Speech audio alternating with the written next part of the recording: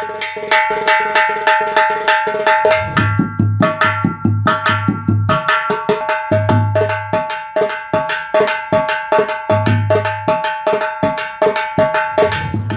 देशाचं लक्ष सध्या अयोध्येकडे आहे आणि याच अयोध्येमध्ये रामलल्लाच्या मंदिराचा लोकार्पण सोहळा होणार आहे आणि या सोहळ्यासाठी पिंपरी चिंचवड मधील चौघडा वादन करणारे रमेश पाचंगे यांना देखील निमंत्रण आलेलं आहे। विशेष म्हणजे या सोहळ्यात ते चौघडा वादन करणार आहेत। स्वतः रमेश पाचंगे आपल्या सोबत आहेत।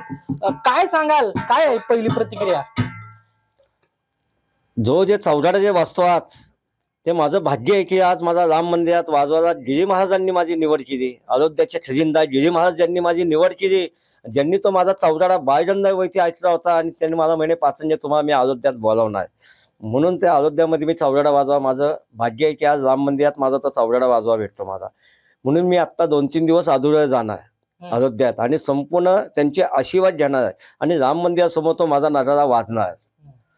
मनापासून मला आनंद वाटला आणि माझं आयुष्याचा पहिला सण एवढा मोठा इथं माझा तो चौघडा वाजतो। आज माझा 5वी पिढी, आज आमची 200 वर्षाची परंपरा आम्ही जपून ठेवी, 200 वर्षे, आणि तो 200 वर्षाचा नजारा आज त्या राम मंदिरात वाजतो।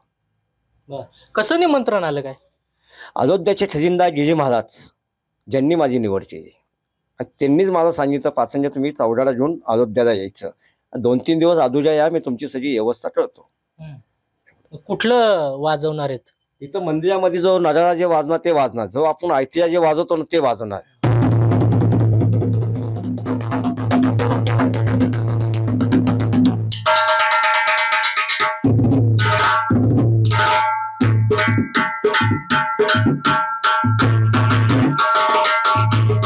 किती वर्ष झालं तुम्ही यामध्ये आहात आणि आज तुम्हाला खरं म्हणजे राम मंदिराच्या लोकार्पण सोहळ्यासाठी बोलवलं जाते, काय वाटतं याविषयी?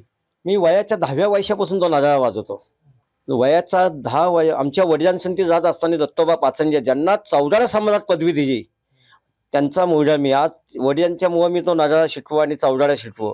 वडिलांचं 85 वय आहे पण ते अजून बी वाजवतात, पण त्यांचं वय झाल्यामुळे अयोध्यांना मी त्यांना नेणार, म्हणून मी स्वतः जाणार अयोध्यात राम मंदिरावर। जन्मीचं पुण्य वाटतंय? हो वाटतं मला, समाधान वाटतं मला। तर हे होते रमेश पाचंगे आणि यांना राम मंदिराच्या लोकार्पण सोहळ्यासाठी अयोध्येत बोलवण्यात आलंय आणि त्याच राम मंदिराच्या लोकार्पण सोहळ्यात हेच चौघड्याचे स्वर जे आहेत ते घुमणार आहेत, त्यामुळे पिंपरी चिंचवडकरांची मान देखील अभिमानाने उंचावलेली आहे। कृष्णा पंचाळ, मुंबई, पिंपरी चिंचवड, पुणे।